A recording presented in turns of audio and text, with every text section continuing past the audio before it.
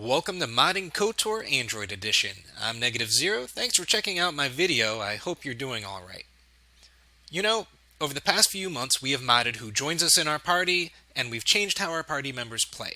We've also modded the planets we visit and added new planets and locations to travel to, but what we haven't done recently, not since the very first Modding KOTOR video, is mod ourselves, our player character. Today, we're going to take a look at who and what we can be.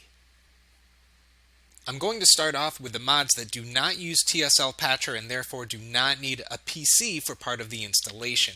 Those mods are for everyone and can be installed directly onto your phone, tablet, console, whatever. Then, I'll move to the TSL Patcher mods. Those mods do require installation on a PC. After installation, simply move the override folder to your Android device. First up is Anakin Skywalker. I think the resemblance is pretty good, if not perfect. He definitely looks angry enough. I recommend using the Jedi from the Start mod. If you're going to play as him, it just wouldn't be right otherwise. There's also a Padme mod out there, although I don't think this is as close a resemblance to Natalie Portman as we all might like. Still, if you're bored of the vanilla heads in the game, this one is alright. Darth Bane is another character from the Star Wars universe that you can play as. He's the guy that came up with the rule of 2 that the movie era Sith follow. I just can't see anyone playing him light side. You can also play as a Zabrak, which is the same race as Darth Maul. This guy doesn't look anything like Darth Maul, but he does have some cool horns and tattoos. If you're into tattoos, this is actually a vanilla head with tattoos placed on it. It's an option.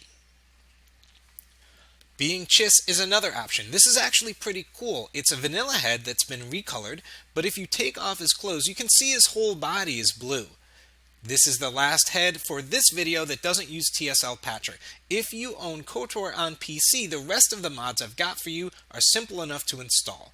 Even if you don't own KOTOR, you can follow the method I demonstrate in my TSL Patcher video to install these mods. Either way, it has to be done on a PC. Have I mentioned that you can be a Wookiee? See, by using TSL Patcher, you really open up what's possible for this game. You can be a Wookiee. You can be a girl Wookiee. You can be a blonde girl Wookiee. You can also be a Twi'lek. Or Twi'lek. Or Twi'lek. Everybody likes Twi'leks. They are the original Asari. Anyway, you can be one. You can also be a male Twi'lek, although I'm pretty sure this option doesn't get used very much.